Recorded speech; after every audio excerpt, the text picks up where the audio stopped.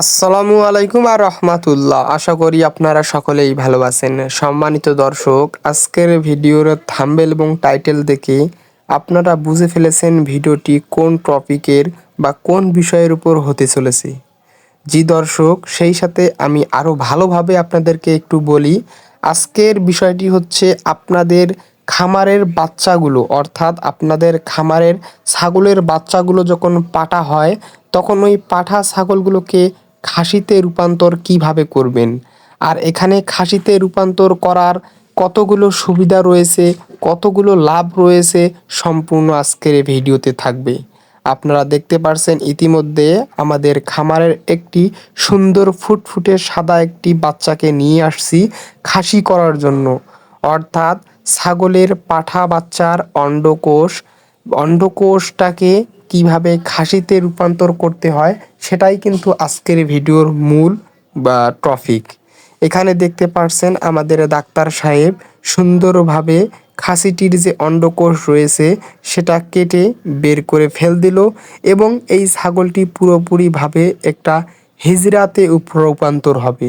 অর্থাৎ এই ছাগলটি এখন খাসিতে রূপান্তর। শুধু যে খাসি করেই আপনারা লাভবান হবেন তা কিন্তু না, আপনারা চাইলে আপনাদের খামারে পাঠা রাখতেও পারেন যেগুলো ভালো কোয়ালিটির হয়।